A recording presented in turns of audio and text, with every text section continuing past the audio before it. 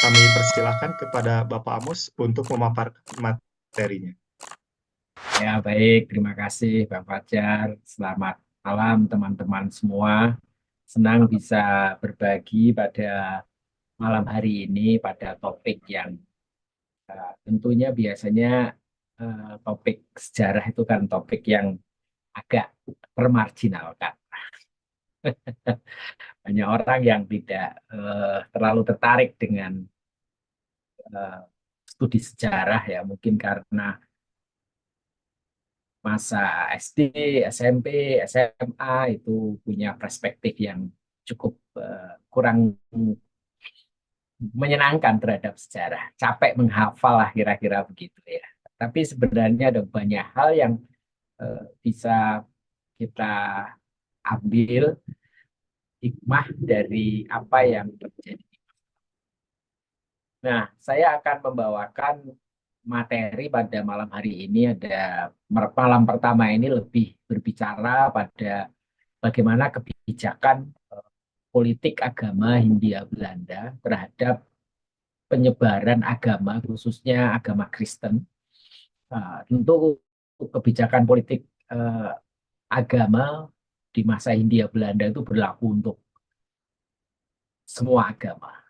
Tetapi untuk agama Kristen, meskipun itu agama yang tentunya dianut oleh masyarakat Belanda, Calvinis mereka sebagian besar, dan di antara yang lain ada Lutheran, kemudian ada Katolik, tapi secara umum mereka mengakui aliran Calvinis pada masa itu merupakan aliran yang boleh dikatakan menjadi aliran yang disahkan oleh negara. Nah, saya akan mencoba untuk masuk pada sesi pertama ini berkaitan dengan lebih banyak bagaimana kebijakan politik agama Hindia Belanda khususnya terhadap kekristenan. Kenapa ini saya angkat? Ya untuk yang pertama karena ada pandangan umum, pandangan secara umum yang kadang-kadang itu sangat kuat diyakini oleh banyak orang meskipun pandangan umum ini tidak semuanya seperti itu, yaitu pandangan secara umum yang mengatakan bahwa eh, agama Kristen itu datang ke Nusantara khususnya itu didukung, difasilitasi oleh pemerintah Hindia Belanda. Dan ketika membicarakan masalah kedatangan kekristenan, itu selalu juga dikaitkan dengan sending. Itu pandangan secara umum. Dan tentu tidak selalu salah, tetapi juga tidak semuanya benar. Seperti apa yang disebutkan di dalam hasil penelitian dari Eka Jati dengan beberapa koleganya di Universitas Pajajaran yang kemudian bukan diterbitkan tetapi kemudian dikompilasi dalam salah satu laporan penelitian yang berjudul Sejarah Kebangkitan Nasional Daerah Jawa Barat. Dia mengatakan di dalam laporan penelitiannya itu meskipun usaha-usaha dari Sending disupport oleh pemerintah kolonial untuk mengabarkan kekristenan di Jawa Barat, tetapi usaha-usaha ini menghasilkan hasil yang tidak besar, hasil yang sedikit. Ya.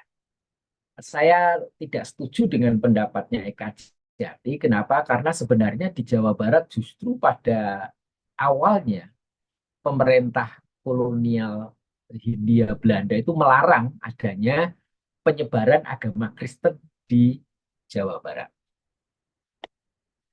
Nah, sehingga saya ingin memberikan perspektif yang berbeda. Saya menulis satu buku yang saya beri judul Peran Kaum Awam, Entrepreneur, dan Orang Lokal dalam Perkabaran Injil di Tanah Jawa. Buku ini memberikan perspektif yang agak berbeda.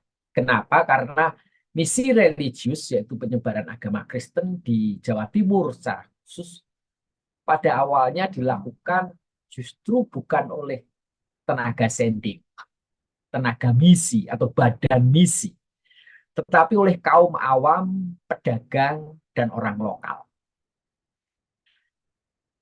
Dan saya sangat setuju dari endorsement yang diberikan oleh Prof. Peter Riedel di dalam buku saya. Dia mengatakan dalam kajian penting mengenai sejarah kekristenan di Indonesia ini, Dr. Ramo Sukamto memanfaatkan pendekatan terkini terhadap sejarah sosial dengan mengalihkan fokus kajian sebelumnya mengenai tokoh-tokoh gereja dan misionaris terkemuka di Barat untuk mengungkap peran penting dalam pertumbuhan gereja yang dimainkan oleh masyarakat awam Indonesia termasuk para pedagang. Jadi memang kalau kita baca buku-buku sejarah kekristenan, penyebaran agama Kristen, itu lebih banyak membahas mengenai tokoh-tokoh misionaris, nama-namanya adalah Barat. Padahal sebenarnya banyak sekali tokoh-tokoh yang namanya tidak selalu Barat. Dan banyak juga di antara orang-orang keturunan, ya, keturunan Eropa dengan orang lokal, laki-lakinya Eropa, ibunya orang lokal, itu mereka banyak yang terlibat di dalam perkabaran penyebaran agama Kristen. Kemudian seruannya mengenai kebutuhan mendesak untuk beralih dari pendekatan Eurosentris ke Indonesia sentris terhadap sejarah gereja di Indonesia sangatlah menarik. Jadi memang buku ini saya mencoba menulis dari perspektif Indonesia sentris. Meskipun ada beberapa tokoh, mereka adalah orang-orang Eropa, orang Jerman, keturunan Rusia, bapaknya Rusia, ibunya orang Jawa, ya, tetapi kemudian juga ada tokoh lokal seperti Pak Dasimah. Nah, tokoh-tokoh lokal dan orang-orang yang mereka bukan bagian daripada badan misi atau disupport oleh badan misi atau lembaga sending, ini saya angkat. Yang biasanya sering lebih dilupakan di dalam sejarah penyebaran agama Kristen di Nusantara ini. Nah, titik berangkat saya yang pertama, kenapa saya mencoba mengkaitkan dengan peran kaum awam, kemudian pedagang, dan orang lokal. Yang pertama sebenarnya memang sejak perkembangan kekristenan mula-mula, orang awam itu telah berperan aktif dalam membantu para rasul, baik untuk penguatan internal kekristenan maupun untuk pekabaran atau penyebaran agama Kristen. Paulus misalnya Rasul Paulus memiliki begitu banyak rekan kerja seperti Silas, Barnabas, Timotius, Priscilla, dan Aquila. Dan mereka adalah orang-orang awam. Mereka bukan bilangan para rasul. Dan yang kedua, peran pedagang dalam penyebaran agama Kristen itu juga penting. Seperti di dalam sejarah penyebaran agama di Asia, tidak dapat dipisahkan dari aktivitas para pedagang. Studi yang dilakukan oleh Winstead misalnya, Riso, Anthony Reid, menunjukkan bahwa penyebaran agama Hindu, Buddha, Islam, Kristen, Nestorian, dan Katolik Roma di Asia itu dibawa oleh para pedagang dan musafir. Kajian Srike misalnya mengungkapkan bahwa para pedagang Islam berhasil mengislamkan Samudra Pasai dan Malaka pada awal abad ke-15. Proses penyebaran agama Islam di Makassar, Sulawesi Selatan dimulai ketika para pedagang dari Pahang, Champa, Minangkabau, Johor yang beragama Islam menetap di pesisir barat daya Sulawesi. Dan yang menarik sebenarnya demikian juga dengan penyebaran agama Kristen di Asia. Dan juga di Indonesia. Di beberapa tempat itu dilakukan oleh para pedagang. Nah, yang ini sering tidak tercatat di dalam narasi sejarah perkembangan agama di Nusantara. Misalnya penyebaran agama Kristen yang dilakukan oleh pedagang Nestorian di Tiongkok pada abad ke-7. Aktivitas para pedagang Nestorian tidak bisa dipungkiri telah memainkan peran yang sangat penting dalam pekabaran agama Kristen di Tiongkok pada abad ke-7.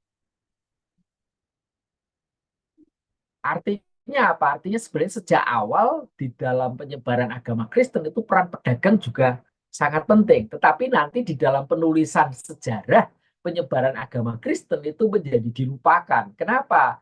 Ya karena yang menulis sejarah rata-rata adalah para pekabar Injil, para badan misi. Sehingga karena para badan misi maka ya nama mereka yang muncul. Sedangkan orang-orang yang punya peran kuat ini yang mereka biasanya adalah para pedagang, orang lokal tidak dianggap memainkan peran di dalam narasi penyebaran agama Kristen di Nusantara ini. Di Asia juga begitu. Sehingga ada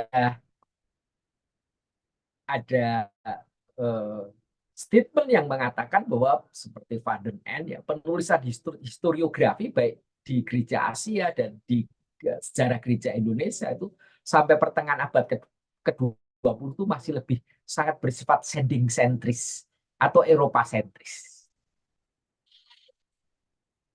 Kabaran penyebaran agama Kristen lebih sering dikaitkan dengan lembaga-lembaga sending dan orang Belanda atau Eropa. Bahkan buku yang ditulis oleh Moffat maupun Van den Ende sendiri sebenarnya juga sangat sending sentris. Meskipun Van den Ende memberi kritik terhadap penulisan sejarah gereja yang didominasi oleh Eropa sentris. Nah, saya mencoba untuk membaca narasi tentang sejarah pekabaran penyebaran agama Kristen di Nusantara, khususnya di Jawa, didasarkan pada peran orang awam, pedagang, dan orang-orang lokal. Nah, peran orang lokal itu menjadi sangat penting. Kenapa? Karena dalam penulisan sejarah penyebaran agama Kristen di Nusantara, di Indonesia, tokoh lokal itu menurut saya sudah saatnya untuk mendapatkan prioritas dan perhatian yang cukup. Kenapa? Karena biasanya kalau kita membaca narasi sejarah, baik itu sejarah yang berkaitan dengan Jawa, kemudian Sumatera Utara, atau daerah Indonesia bagian timur dan sebagainya, itu selalu di dalam buku-buku sejarah itu yang muncul adalah nama-nama Eropa, nama-nama para pekerja yang diutus oleh badan misi. Padahal tentunya banyak orang-orang lokal yang terlibat di dalam penyebaran agama Kristen. Tetapi nama-nama itu sering dimarginalkan, tidak disebut. Nah, saya pikir saatnya untuk mulai menulis sejarah pekabaran kekristenan itu tidak lagi menganut paradigma Eropa sentris, tetapi harus mulai ke Indonesia sentris. Bahkan saya berpikir harus lebih daripada itu juga, bukan hanya Indonesia sentris, tetapi saya mengusulkan lebih bertolak dari kosmopolit sentris. Tentu pergerakan penulisan sejarah dari Eropa sentris ke Indonesia sentris itu sebenarnya kalau di Indonesia dari sejarah umum itu sudah dimulai sejak tahun 50-an yang dimotori oleh begawan sejarah Indonesia Kartodirjo yang mengungkapkan dalam seminar sejarah nasional pertama di Yogyakarta pada akhir 1957 telah membawa sudut pandang baru dalam penulisan sejarah Indonesia, yaitu dari perspektif Eropa sentris menjadi Indonesia sentris. Kalau Kunto Wijoyo mengatakan Indonesia sentris itu adalah sejarah yang menunjukkan peran orang Indonesia, Indonesia sentrisme, untuk menggantikan sejarah di atas geladak kapal yang menunjukkan peran dari penjajah Belanda. Nah, tentu saya sangat setuju dengan pandangan begawan sejarah Indonesia Kartodirjo, Sartono Kartodirjo, dan Kunto Wijoyo. Khususnya kalau itu diterapkan untuk penulisan sejarah penyebaran agama Kristen di Indonesia. Jadi saatnya sudah perlu bertolak dari Indonesia sentris. Tapi saya mengusulkan lebih daripada itu harus bertolak dari kosmopolitentris. Sejarah yang memberi perhatian pada pergulatan warga dunia, kosmos, termasuk orang-orang pinggiran, orang-orang lokal, orang-orang asing pun, kalau mereka memang di, eh, meskipun pernah dianggap sebagai musuh bangsa, tetapi kalau mereka punya peran penting di dalam membangun negeri ini, di dalam mengembangkan negeri ini, saya pikir peran mereka tidak boleh dilupakan. Sehingga di dalam beberapa tulisan artikel saya mencoba misalnya menulis tentang bagaimana peran Sending meskipun orang Belanda, NZV, di dalam menaikkan derajat atau status perempuan di Jawa Barat. Ya. Yang menarik setelah saya telusuri dari artikel itu diterbitkan di dalam jurnal Exchange di Brill. Yang menarik setelah saya telusuri itu, kalau kita melihat bahwa Dewi Sartika itu kalau tidak salah 1912 dia mendirikan sekolah bagi perempuan, tapi jauh sebelum itu 1867 itu para sending ini sudah mulai memberikan ruang bagi perempuan untuk mendapatkan pendidikan yang baik. Artinya jauh sebelum para pahlawan nasional perempuan ini memikirkan tentang kemajuan perempuan di Jawa Barat, para sending sejak 1867 itu sudah memikirkan pentingnya pendidikan bagi anak-anak gadis perempuan. Itu saya angkat. Ya, kenapa ya? Karena berarti peran Sending Netherlands Sending Vereniging itu punya peran yang penting di dalam di Jawa Barat dalam mengembangkan menaikkan status perempuan. Demikian juga misalnya bagaimana peran NZV Netherlands Sending Vereniging yang di dalam dunia kesehatan itu rumah sakit yang berdiri pertama kali adalah di Cideres. Itu didirikan rumah sakit yang pada masanya itu membantu banyak orang-orang Jawa Barat, khususnya di sekitar Cideres yang mengalami kesusahan karena akses ke pelayanan kesehatan pada waktu itu sangat terbatas sekali. Sehingga saya mencoba, mari kita melihat sejarah itu bukan hanya dari perspektif Indonesia sentris, tetapi juga harus dari kosmopolit sentris. Tentu kemudian meskipun saya melihat sejarah, menekankan sejarah harus mengangkat tokoh-tokoh dari lokal dan sebagainya, tentu tidak berarti menafikan peran para sendeling di dalam perkabaran, di dalam penyebaran agama Kristen di Nusantara. Supaya apa ya? Tentu supaya sejarah kita itu kalau menurut Ariel Herianto itu bukan sejarah yang rasis gitu ya. Sejarah rasis itu sejarah yang memihak pada suku-suku tertentu. Nah, bagaimana sebenarnya kebijakan politik agama eh, Hindia Belanda? Yang pertama yang perlu kita sadari bahwa kebijakan politik Hindia Belanda dengan Portugis itu sangat berbeda. Nah, ini yang sering dicampur adukkan antara kebijakan politik agama Portugis dengan kebijakan politik agama VOC atau Hindia Belanda.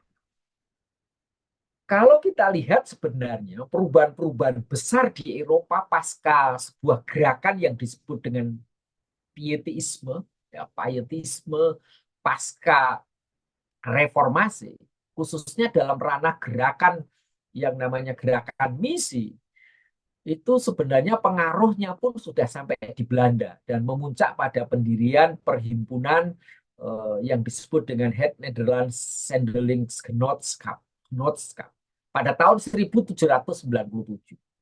Dan masa 1797 itu VOC sudah ada di Nusantara. Karena kan 1605 itu VOC sudah tiba di Indonesia bagian timur. Nah, 1797 itu di Belanda sudah didirikan Badan Sandeling, namanya Het Nederland Sandeling Noodschap. Ya. Tetapi yang menarik, perubahan-perubahan di Eropa tersebut tidak terasa kuat. Bahkan di Jawa sampai akhir 18 belum ada usaha untuk menyebarkan Injil kepada orang-orang lokal. Nah, salah satu faktor penting yang menghambat justru penyebaran agama Kristen di tanah Jawa itu justru datang dari pemerintah Hindia Belanda. Belanda datang ke Indonesia itu lebih dimotivasi oleh kepentingan dagang daripada kepentingan agama. Maka untuk melindungi kepentingan dagangnya, pemerintah Hindia Belanda membuat kebijakan pelarangan penyebaran agama Kristen di wilayah yang masyarakatnya memeluk agama Islam secara kuat. Kenapa? Karena mereka berpikir bahwa kegiatan penyebaran agama itu akan bisa menimbulkan perlawanan dari umat Islam di Nusantara. Tentu kebijakan ini sangat berbeda nanti dengan kebijakan Portugis dan Spanyol. Sehingga di lingkungan masyarakat umum sering dipakai istilah ada 3G, ya, Gold, Glory, and Gospel. Nah, itu adalah Portugis, tetapi itu tidak berlaku dengan Belanda. Sehingga kalau saya beri istilah, pada masa itu ada sistem yang namanya padroado, yaitu sinergi antara agama dengan negara, itu pada masa Portugis.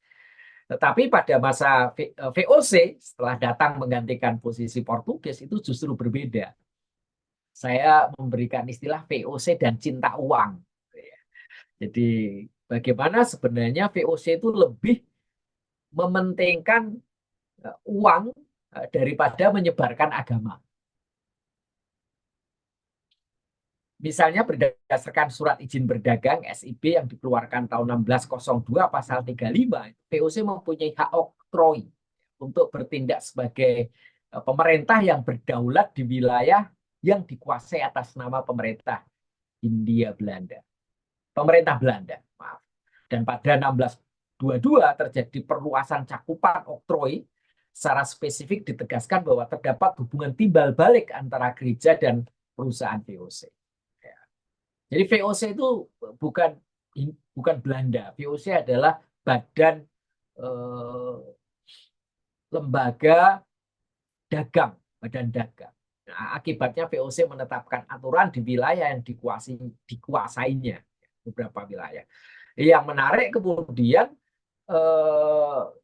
VOC sendiri, misalnya di Banda Maluku, membuat perjanjian dengan Sultan pada 1602 melarang pertobatan dari Islam menjadi Kristen dan menutup daerah Muslim itu dari misi Kristen. Ya, itu ada semacam perjanjiannya di Banda. Nah, itu membuktikan bahwa sebenarnya beda Portugis dengan VOC dan Hindia Belanda nanti.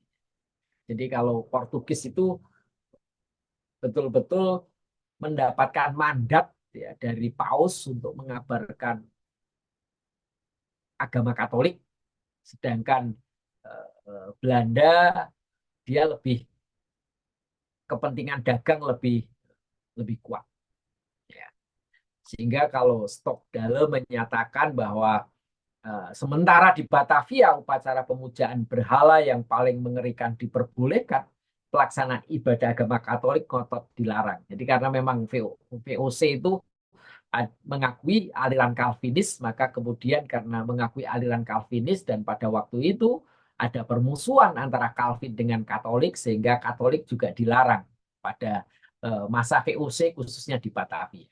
Nah, meskipun VOC berusaha untuk memberlakukan pengakuan iman Belanda pasal 36, namun harus diingat bahwa VOC adalah lembaga dagang dengan tujuan utama mendapatkan keuntungan materi. Akibatnya pilihan utama kebijakannya itu bukan agama, tetapi keuntungan finansial. Sehingga Mailing Rudolph mengatakan begini, orang Portugis dan memiliki pandangan yang sangat berbeda terhadap urusan religius, urusan agama. Bagi orang Portugis, penyebaran agama Kristen, yaitu versi mereka, yang terutama setelah kontra-reformasi seringkali bersifat tidak toleran. Jauh lebih penting daripada melakukan perdagangan yang menguntungkan. Itu Portugis. Jadi Portugis itu semangat untuk menyebarkan agama Katolik itu kuat sekali. Berulang kali fanatisme dan intoleransi mereka menghasilkan bencana skala besar bagi kepentingan dagang Portugis itu sendiri. Contohnya adalah pengusiran orang Portugis di Jepang. Nah, sebaliknya bagi orang Belanda, perdagangan adalah pertimbangan utama. Mereka tidak ingin membahayakan perdagangan ini melalui penyebaran agama. Jadi yang ingin saya tekankan antara Portugis dengan VOC itu kebijakan politik agamanya itu sangat berbeda. Jadi Portugis mendapatkan mandat dari Paus untuk mengabarkan Katolik, sedangkan Belanda lebih VOC khususnya lebih kuat di dalam mencari keuntungan uang. Hal yang sama juga diungkapkan oleh seorang teolog Indonesia lah, ahli sejarah juga lah, Fridolin Ukur dan Freguli. Tujuan-tujuan dia katakan begini, tujuan-tujuan agama yang baik tampaknya bertentangan dengan kepentingan politik dan dagang VOC. Dalam sejarahnya selama hampir 200 tahun di Indonesia ternyata bahwa tugas menyiarkan agama hampir tidak dijalankan. Sebaliknya demi kepentingan politik dan ekonomi, VOC telah mengambil langkah kompromistis, malah sering melupakan sama sekali kepentingan penyiaran agama. Saya ingin menekan konsepsi tentang di dalam penyebaran selalu difahami oleh pemerintah Hindia Belanda atau VOC itu juga tidak sepenuhnya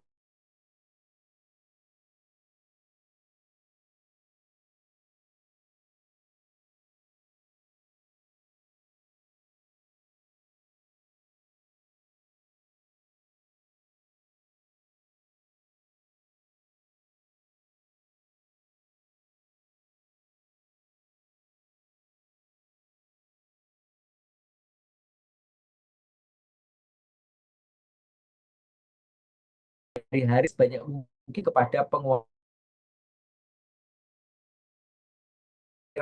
akan mengganggu tatanan sosial dan karena itu bertentangan dengan prinsip itu. Nah, yang menarik justru ya di masa Herman Willem Daendels ya, itu ada peristiwa yang menarik ketika masa Daendels ini kan sebenarnya sudah mulai dipengaruhi oleh paham liberté, egalite, dan fraternité. Ya, kebebasan beragama juga kemudian berlaku di Hindia Belanda. Tetapi yang menarik pada masa Herman Willem Daendels ini disebutkan di dalam buku tua Oud Surabaya ya, Oud Surabaya menyebutkan begini. Sejarah bangunan gereja pertama, jadi di Surabaya itu ada bangunan gereja pertama kali yang tua, selalu menunjukkan penghargaan yang besar untuk tujuan yang dimaksudkan, yaitu mestinya untuk ibadah. Dan dalam hal lain itu juga merupakan sejarah penderitaan katanya. Kenapa? Karena rumah ibadah ini yang harusnya untuk ibadah oleh Daendels diubah fungsinya gitu. Pada tahun 1808, Daendels mendirikan yang namanya Duitenmoed, tempat menempa uang logam di dalamnya. Jadi fungsi daripada gedung gereja yang pertama kali di Surabaya itu diubah fungsinya menjadi tempat menempa uang logam. Yang tetap di sana itu terjadi sampai tahun 1815. Kenapa? Karena kemudian tahun 1815 bangunan itu difungsikan kembali menjadi yang seharusnya, yaitu itu menarik menurut saya. Jadi ini yang ingin saya katakan menunjukkan bahwa sebenarnya pemerintah Hindia Belanda ini betul-betul tidak terlalu tertarik di dalam mengabarkan agama Kristen. Justru gereja yang sudah ada pun fungsinya dialihkan, dialih fungsikan menjadi apa? Tempat menempa uang logam. Dan ini terjadi di Surabaya yang besok saya akan bawakan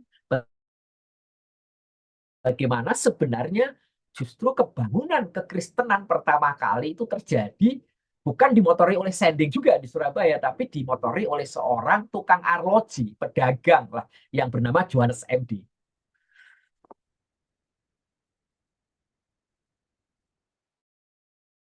Dan saya ingin besok di hari kedua ingin memberikan bagaimana pada sekitar abad ke-19. Nah, ini penting untuk kita coba pikirkan. Selama ini konsepsi banyak orang bahwa kekristenan itu di Nusantara itu didukung oleh Hindia Belanda. Dan ada banyak sebenarnya yang kita bisa buktikan bahwa tidak selalu seperti itu. Ya. Dalam kenyataannya, bahkan gereja yang sudah ada pun dialihfungsikan oleh Daendels. Ini betul-betul membuktikan bahwa orang-orang Belanda ketika datang itu motivasi utamanya adalah lebih mencari untung daripada menyebarkan agama. Gitu. Baru nanti ketika ketika Jawa dikuasai oleh Inggris pada 1811, kegiatan penyebaran agama Kristen itu mulai ada. Itu jadi kebijakannya berubah itu ketika Jawa jatuh ke tangan Inggris pada 1811. Yaitu ketika Nusantara di bawah kepemimpinan Thomas Stamford Raffles 1811 sampai 1816. Sehingga kalau tadi disebutkan bahwa tahun 1815 gereja di Surabaya difungsikan kembali dari tempat menempa uang logam menjadi gereja lagi, itu adalah pada masa Raffles. Nah, pada masa Raffles memang terjadi perubahan kebijakan, khususnya berkaitan dengan kegiatan penyebaran agama Kristen. Kenapa? Yang menarik karena Raffles ini memang punya hubungan dengan seorang misionaris di India yang bernama William Carey. William Carey adalah pendiri dari Baptist Missionary Society di India. Sehingga karena kedekatan antara William Carey, Raffles dengan William Carey tampaknya punya pengaruh juga itu. Bahkan nanti anaknya William Carey itu pernah pergi ke Maluku. Jadi ini menarik. Jadi kedekatan Raffles dengan William Carey punya pengaruh di dalam usaha untuk mengabarkan agama Kristen. Dan kegiatan penyebaran agama Kristen itu mulai diizinkan misalnya pada 1 Mei 1813 seorang Inggris bernama William Robinson dari Lembaga Pekabaran Injil Baptis tiba di Batavia. Diizinkan untuk bekerja di Batavia. Dan pada 1814 Het Nederland Zendelingenootschap yang terbentuk di Belanda bekerja sama dengan London Missionary Society karena NZK tidak bisa langsung mengutus tenaga misinya ke Nusantara karena pada waktu itu Nusantara ada di bawah kekuasaan Inggris sedangkan NZK ada di Belanda. Maka kemudian NZK bekerja sama dengan London Missionary Society di Inggris dan mengirim 3 tenaga sending yaitu Joseph Camp, J.C. Sapper, dan Gottlob Bruckner. Joseph Camp itu nanti ke Maluku, Sapper bekerja di Batavia, dan Bruckner awalnya bekerja di Semarang. Tetapi Bruckner ini punya peran besar juga di dalam perkabaran Injil, di perkabaran agama Kristen di Jawa Timur khususnya. Kenapa? Karena Bruckner ini berhasil menerjemahkan Alkitab ke dalam bahasa Jawa. Dan Bruckner itu juga menerbitkan buku tata bahasa Jawa yang pertama kali. Itu adalah Bruckner. Jadi punya sumbangan yang cukup penting. Nah, kekuasaan Raffles tidak lama karena pada 1816 Jawa kemudian dikembalikan kepada Belanda. Raja Wilhelm I menata ulang hubungan gereja dengan negara dan berusaha menyatukan gereja-gereja seperti Calvinis, Lutheran, Remonstran, dan Mennonite yang ada di Nusantara.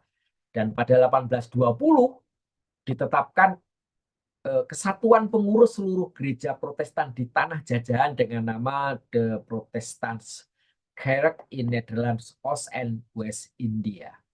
Nah, persatuan ini kemudian terwujud pada 1835 dengan nama The Protestantse Kerk in Netherlands, India, atau sering disingkat PKNI, atau Gereja Protestan Hindia Belanda, dan secara singkat disebut dengan Indische Kerk.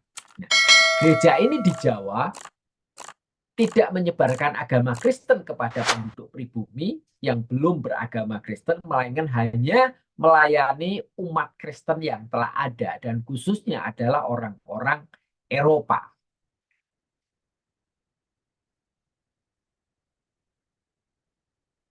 Terhadap kekristenan, pemerintah Belanda itu memang selalu curiga dan ketakutan bahwa kegiatan penyebaran agama Kristen di Jawa itu bisa menimbulkan kemarahan bagi teman-teman, bagi umat Muslim. Dan akhirnya sering para tenaga sending harus menunggu waktu yang cukup lama untuk mendapatkan izin atau bahkan tidak diperbolehkan untuk masuk ke wilayah yang dituju. Nah, memang kebijakan pemerintah Belanda terhadap sending itu terbagi dua. Di daerah-daerah yang masih menganut agama suku, di mana agama Islam tidak kuat, maka tenaga sending diizinkan untuk bekerja supaya orang-orang yang latar belakang agama suku ini bisa masuk ke Kristen. Nah, kalau masuk ke Kristen kan secara politis, jika masyarakat yang memeluk agama suku masuk ke Kristen itu akan menguntungkan bagi Belanda. Jadi maka tujuan Belanda memberikan izin untuk mengabarkan kekristenan pun sebenarnya tujuannya adalah tujuan politis. Jadi ada maksud politis di balik itu. Kenapa ya? Karena tentu kalau agama suku ini kemudian menjadi agama Islam, ya itu akan menjadi tantangan buat pemerintah Hindia Belanda.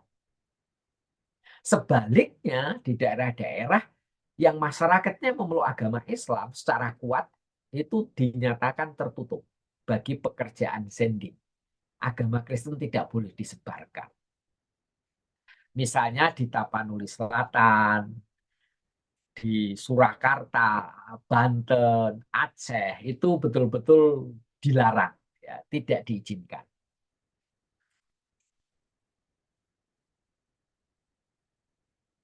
Nah, tak lama tadi kan eh, setelah di bawah kekuasaan Inggris kemudian dikembalikan ke Belanda kan 1816. Nah, tak lama setelah Belanda menerima kembali sebagian besar Hindia Timur dari tangan Inggris pada 1816 yang dipimpin oleh kaum ulama seperti Perang Padri di Sumatera Barat yang dipimpin oleh Tuanku Imam Bonjol, dan di Jawa Tengah yang dipimpin oleh Diponegoro 1825, 1830, 1821, 1837 itu Imam Bonjol, sedangkan Diponegoro 1825, 1830. Nah, perlawanan-perlawanan yang dilakukan baik oleh Imam Bonjol dan Diponegoro ini kan keduanya itu merupakan umat Islam, tokoh umat Islam. Akibatnya perlawanan tersebut, ya, jadi akibat daripada perlawanan tersebut, pemerintah Hindia Belanda lebih berhati-hati lagi terhadap golongan Islam. Sehingga salah satunya kemudian lebih ketat lagi di dalam memberikan izin terhadap penyebaran agama Kristen di Jawa. Atau khususnya di wilayah-wilayah yang menganut Islam secara kuat. Karena apa ya? Karena bisa merugikan Belanda kalau terjadi perlawanan dari umat-umat Muslim secara lebih banyak karena akibat daripada pemberitaan. Sehingga pada tahun 1837 dikeluarkan Besluit, Besluit Gubernur Jenderal Netherlands India. Itu tanggal 30 Agustus tahun 1837 nomor 5. Dan itu kemudian dicatat di dalam Stadblad 1837 nomor 39. Nah, di dalam Besluit tersebut ditegaskan para tenaga perkabaran Injil yang akan bekerja di Hindia Belanda harus mendapatkan izin terlebih dahulu.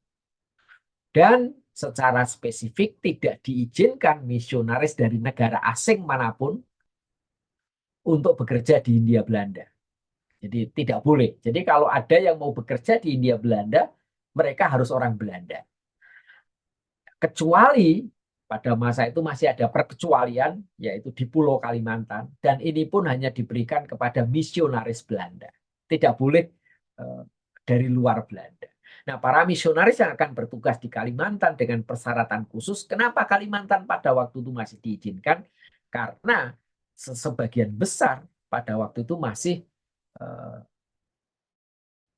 belum menganut agama Islam. Tetapi nanti setelah terjadi pemberontakan di Kalimantan Selatan, itu kemudian juga tidak boleh dilakukan di Kalimantan. Jadi Belanda lebih hati-hati lagi. Ya. Bahkan kemudian mereka, para misionaris ini sebelum masuk, itu harus tinggal di Batavia. Nah, diamati perilakunya, apakah memiliki moral dan adat istiadat setempat. Dan jika akhirnya diizinkan, mereka hanya diberi izin untuk masuk Kalimantan, tidak untuk ke Jawa, Sulawesi, atau ke Maluku. Jadi memang itu kebijakan penting dari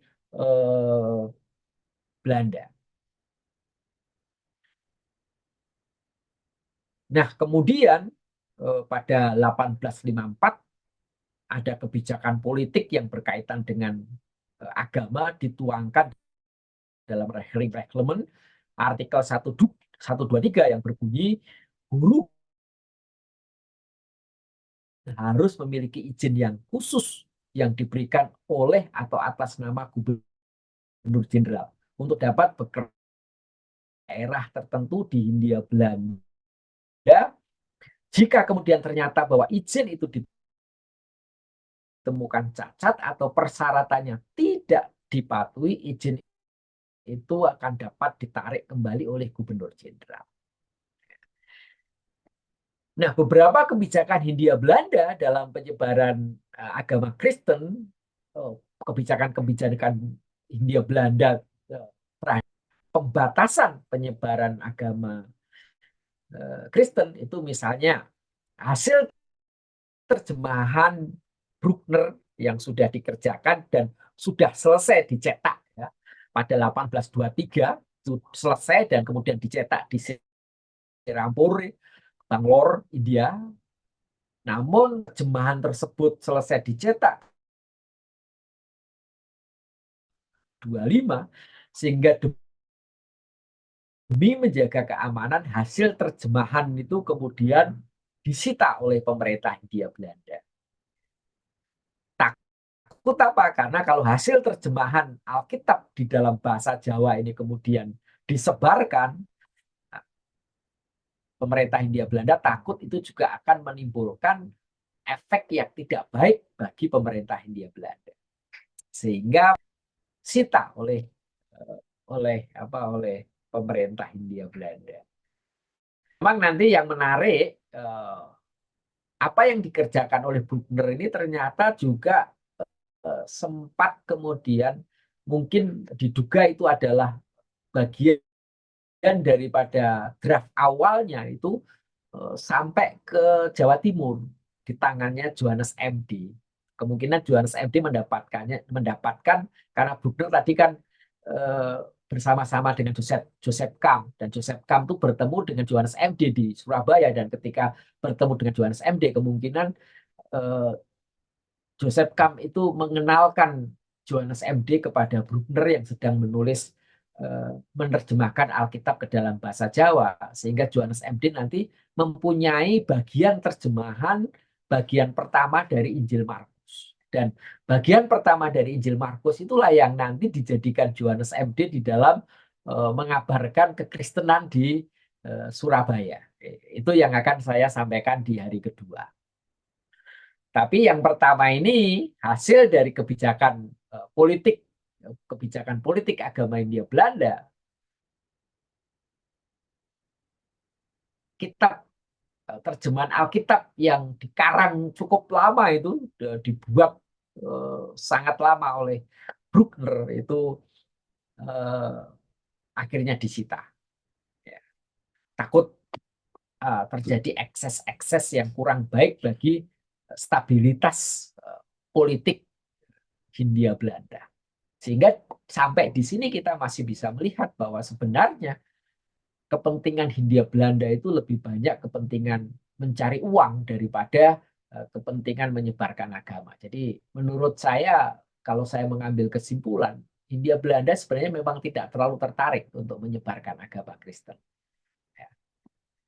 Nah, yang berikutnya kemudian pada akhir tahun 1849, Peter Anton Jans dari DZV yang sejak 1851 sudah berada di Semarang, baru mendapatkan izin bekerja di Jepara itu pada 17 Februari 1853. Jadi itu hampir 2 tahun.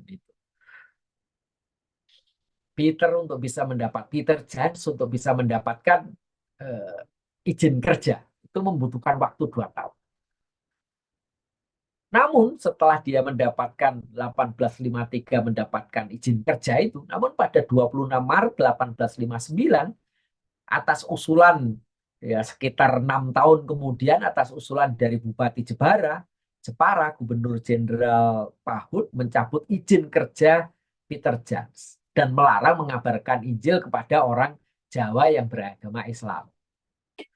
Jadi memang sebenarnya menurut saya pemerintah Hindia Belanda ini betul-betul sangat hati-hati mereka, khususnya ketika berhadapan dengan umat Islam. Karena bagi Belanda, sekali lagi saya tekankan, berbeda dengan Portugis.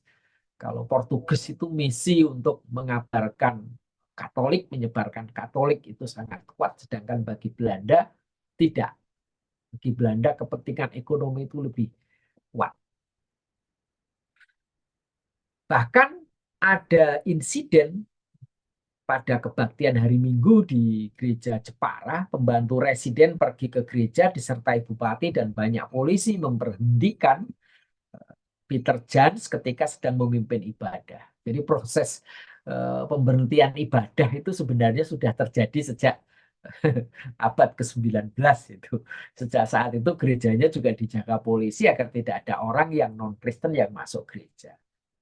Kemudian Peter Jans naik banding dan menghadap ke Gubernur Jenderal atas keputusan tersebut. Dia tidak setuju, artinya dia naik banding kalau dia tidak diizinkan bekerja, tetapi juga dia tidak berhasil sampai dia meninggal pada tahun 1904. Nah, akibat dari regulasi reglemen tadi yang saya sebutkan 1854 artikel 123 bahwa para sendling kalau mau bekerja di Hindia Belanda harus mendapatkan izin. Beberapa sendling yang dikirimkan oleh badan sending di Belanda itu mengalami kesulitan untuk mendapatkan izin. Bahkan beberapa di antara mereka harus pindah ke daerah lain. Misalnya di Bandung. Di Bandung itu sebenarnya pada 1863 itu sudah ada 3 tenaga sending yang tiba gitu di Bandung, yaitu Christian Albers, Van der Linden, dan Grasuis. Tetapi ketiga tenaga sending ini juga tidak mendapatkan izin untuk bekerja di Bandung di tengah atau di kalangan orang Sunda. Nggak diizinkan. Bahkan kalau saya baca eh, di dalam tulisan-tulisan para sending itu menarik, Christian Albers misalnya pernah didatangi oleh seorang Belanda yang sudah cukup lama di Garut, namanya Karel Frederik Holle. Ada kacang Holle itu kalau sangat terkenal sekali itu. Dia sudah lama bekerja di Garut dan kemudian dia mau ketemu dengan Christian Albers, tetapi Karl Friedrich Holle ini tidak mendukung pekerjaan Christian Albers. Bahkan kemudian meminta supaya Christian Albers meninggalkan Cianjur. Karena kemudian Christian Albers karena tidak diizinkan bekerja di Bandung, maka dia kemudian pindah ke Cianjur dan baru mendapatkan izin kerja pada 1865. Van der Linden kemudian juga pindah ke Cirebon dan akhirnya mendapatkan izin bekerja, tetapi dia diizinkan hanya bekerja di kalangan orang-orang Tionghoa pada tahun 1865 dan akhirnya dia menetap di Indramayu. Dan kemudian Graswis dia pulang kembali ke Belanda. Jadi memang memang hmm, seperti itu. Jadi kebijakan politik Belanda itu tidak terlalu baik bagi eh, penyebaran agama Kristen di Nusantara. Meskipun Belanda sendiri kalau orang ya eh, orang pikir, orang simpulkan Belanda itu adalah Kristen.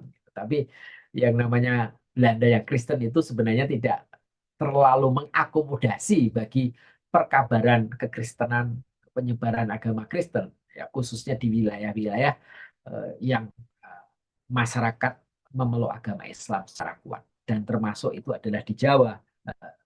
Jawa Barat juga salah satu. Ya. Nah, hal ini juga diungkapkan oleh Kunto Wijoyo, sejarawan UGM. Dia menyatakan bahwa Sunan Pakubuwono ke-10 selaku penguasa Kasunanan Surakarta itu tidak menyetujui hadirnya sending di wilayah Surakarta.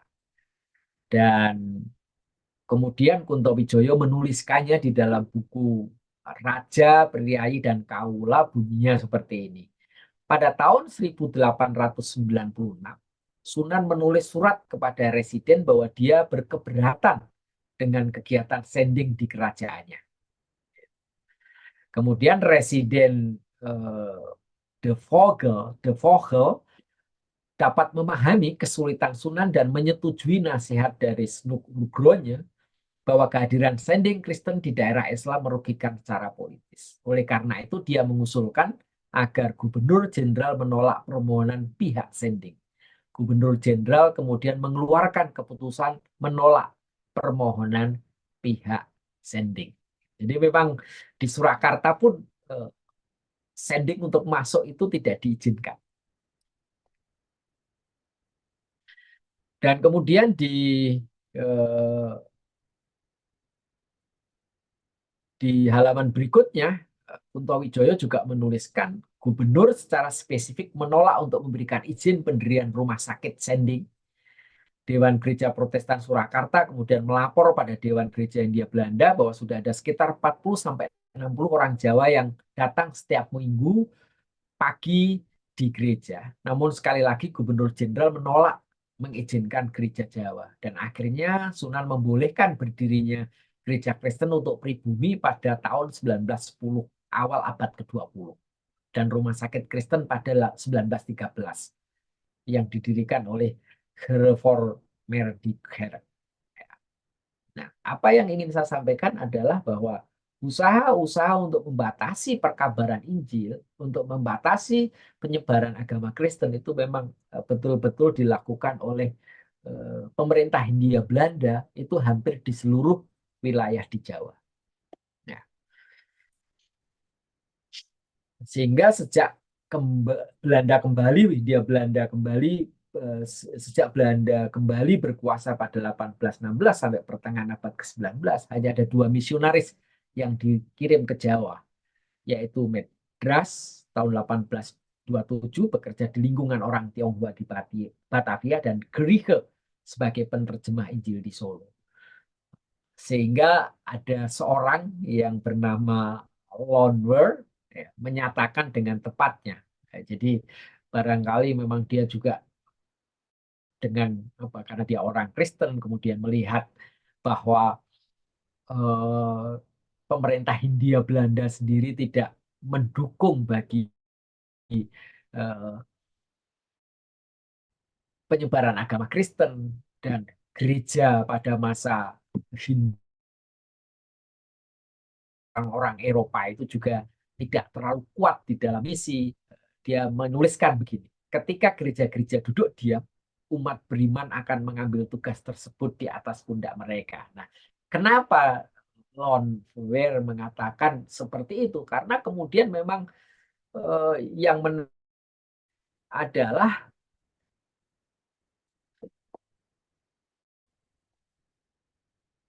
ketika pemerintah Hindia Belanda begitu banyak melarang badan-badan sending untuk utusannya ke Jawa, mempersulit mereka, justru muncul inisiatif-inisiatif yang menurut Lambert itu tidak boleh diremehkan, sehingga tidak diizinkannya lembaga sending secara resmi bekerja di daerah yang mayoritas Islam itu justru telah menumbuhkan orang-orang keturunan Eropa. Rata-rata mereka adalah pedagang, punya lahan pertanian yang cukup besar, gitu ya. Atau orang-orang pribumi, orang-orang bumi putra, orang-orang lokal, itu justru mereka bergairah di dalam menyebarkan agama Kristen. Dan bukan atas nama pemerintah Hindia Belanda tentunya, dan juga bukan atas nama sending. Seperti siapa ya? Seperti Johannes MD, Konrad Slauren-Schulen, Kiai Dasima, Paulus Tosari, Kiai Ibrahim Tunggul Wulung, kemudian ada Kiai Sadrah, dan sebagainya. Dan justru para kaum awam ini, Johannes MD itu tukang arloji dia, kemudian Konrad Slauren-Schulen itu dia kemudian membuat lahan pertanian yang cukup luas dan makmur pada masanya, gitu ya. Yang kemudian dari baik Johannes MD dengan Konrad Slauren-Schulen ini, komunitas Kristen awal di antara orang-orang Jawa. Yang akan saya bahas di hari pertama itu Johannes MD dan Schulen, dan kemudian di hari ketiga nanti saya akan bahas peran daripada Kiai Dasimah. Bagaimana peran Kiai Dasimah itu juga orang lokal dengan caranya yang sangat unik. Dia kemudian menjadi Kristen dan yang kemudian membentuk komunitas Kristen Jawa di Jawa Timur. Itu yang nanti akan saya sampaikan di hari ketiga. Tetapi harus ada perspektif yang berbeda di dalam membaca narasi sejarah penyebaran agama Kristen yang secara umum sering dianggap agama Kristen itu didukung, difasilitasi oleh pemerintah Hindia Belanda. Tetapi justru sebenarnya pemerintah Hindia Belanda itu menurut saya lebih banyak menghambat, khususnya untuk pekabaran agama Kristen di tanah Jawa. Itu yang ingin saya sampaikan pada malam hari. Saya kembalikan kepada Bung Fajar. Silakan.